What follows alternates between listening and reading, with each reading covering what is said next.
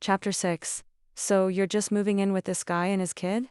Bex asked from where she was sprawled out on Iris's bed among half of her wardrobe, the other half being already stuffed in a duffel bag. Basically, yes. Iris held up an old sweater to her chest. Keep, donate, or trash. Trash, Bex and Kira said in unison. Iris's gig at the Christmas tree farm was over for the season, but she'd kept Kira as a friend. Don't subject the less fortunate to that, Kira said with a laugh. She spun around in Iris's desk chair. Iris tossed the sweater in the trash pile. Explain to me again how you, the woman who finds children terrifying, got a job as a nanny, Kira asked, still spinning. I'm not terrified of them. That was your exact word. I believe you said they were.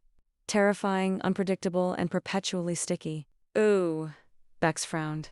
Perpetually sticky? Well, they are, Triss said, adding a holy tank top to the toss pile. Sticky, that is. But Olive is just one little girl. I'm sure I can handle it. She's not scary at all, she lied. Iris was plenty worried about this new gig, but she wasn't about to let her friends know that. Then they'd only talk her out of it, and she really needed this job, and the free housing that came with it. Kira had stopped spinning so she could pin Iris with a disbelieving stare. You don't think I can handle one child? Iris asked, flicking her braid over her shoulder. Of course I do. But I told you, you're welcome to come stay with me if you can't make rent. We have space. Iris frowned.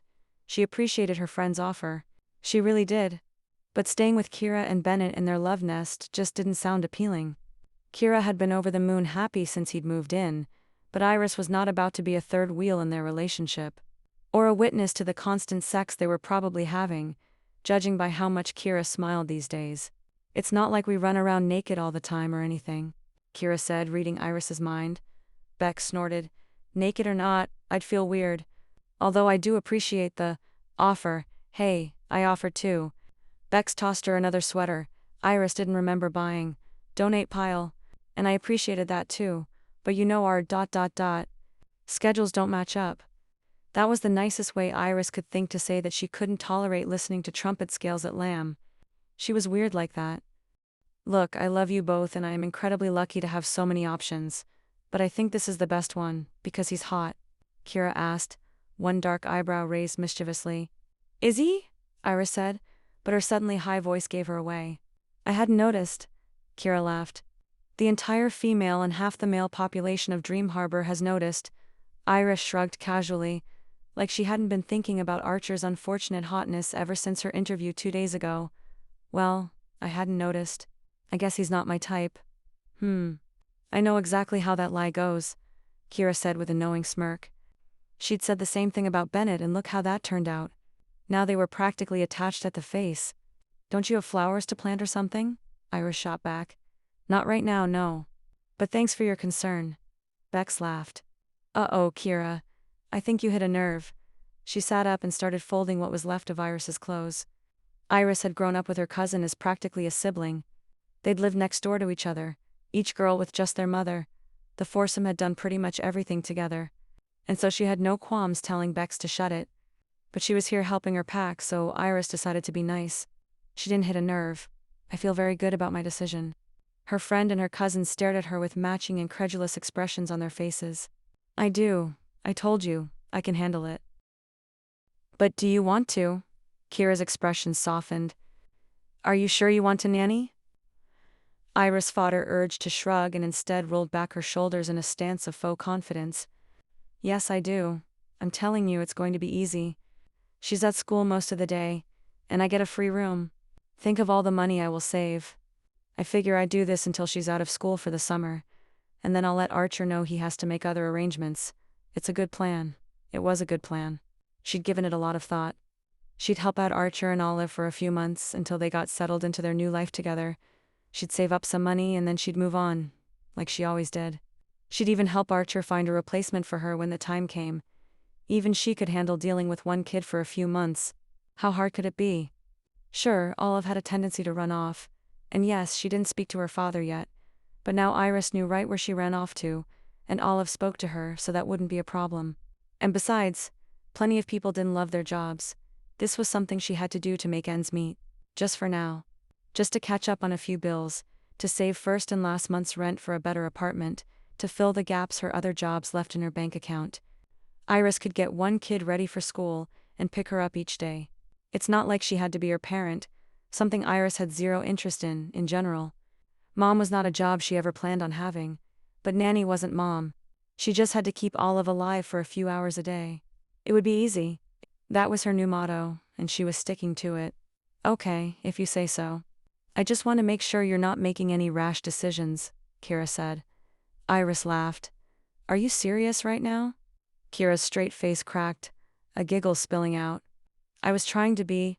She stood from her chair and gave Iris a hug. Just don't buy any real estate without looking at it. We don't all have trust funds, babe. Kira grinned. Not anymore. That thing is long gone, Iris laughed. Thanks for helping with the packing.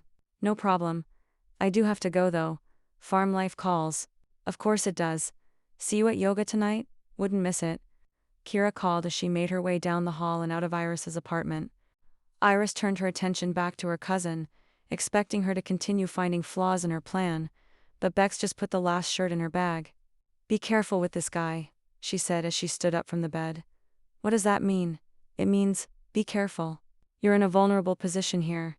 Iris, don't let him take advantage of you. Take advantage of me, Bex. I'm serious, she said, throwing up her hands. Mr. Fancy Pants Chef is used to being in charge, used to getting what he wants from his employees. Things can go sideways quickly. Iris opened her mouth to argue, but then shut it. She thought about Archer's disapproving looks, about the yells and crashes she heard coming from the kitchen at the diner, about his reminders to be prompt. Was Bex right? Was he the kind of guy who would also think he could take liberties with the nanny? Did he corner unsuspecting waitresses? Did he use his intimidating presence to get whatever he wanted from people? And she would be living in his home. There was no HR to report to if things got weird between them. She shook herself. I googled him. Not a single complaint or rumor or whistleblower claiming he ever did anything untoward. His record is spotless, Bex. It's fine. Her cousin looked suspicious. He's spotless, or he's very good at not getting caught being a dirtbag. Single quotes, BEX ... single quotes. Just take this. It will make me feel better. What is this? Pepper spray, Bex grinned. Yep, in case he gets fresh. Gets fresh? Bex, what are you, 85? She shrugged. I should probably stop attending your classes for seniors, probably. But I like them. Me too. And don't worry, if Archer Bear tries anything with me, you can lead the mob of angry senior ladies that will be sure to hunt him down. Bex's smile grew. Perfect. Iris tossed the pepper spray onto the bed, a little afraid to be holding it, and gave Bex a hug. Thanks for looking out for me. Someone has to, now that your mom ran off to Florida. She didn't run off. She relocated to be with ... single quotes. Gabriel, Bex said grimly. Right, Gabriel, Iris echoed. She hadn't really bothered committing his name to memory. Gabriel was the latest in her mother's long line of short-lived boyfriends, but he was the man currently making her mom happy. So who was she to judge? Her mother loved falling in love. She just wasn't very good at staying in it. Iris and Bex had a bet on how long this one would last. Iris figured he'd be gone by the end of the year. Do you think she'll come back after they split? Bex asked, pulling away from their hug. I don't know. She likes the warm weather, so I wouldn't be surprised if she stays. How's your mom? Same as ever. Bex's mom, Iris's Aunt Heather, had gone a completely different route, sworn off men, and now lived in an ashram in Calabasas that Iris still wasn't fully convinced wasn't a cult. Tell her I said hi. Will do. Thanks, Bex. Anything for my little cousin. Team 2 months younger than you. Still counts. She grabbed her raincoat off the back of the chair and headed for the door. Love you, bye-bye. Iris stood in her nearly empty apartment and couldn't help but smile. She had people who loved her and a new plan. And if there was one thing Iris loved, it was a new start. Maybe that was why she changed jobs so often. She loved a fresh start, and spring was just the time to do it. Iris was ready to bloom like all the little buds on the trees still hiding from the chill. Whatever the reason, certainly not the hotness of her new boss. Iris was excited for something new, or so she planned to keep telling herself.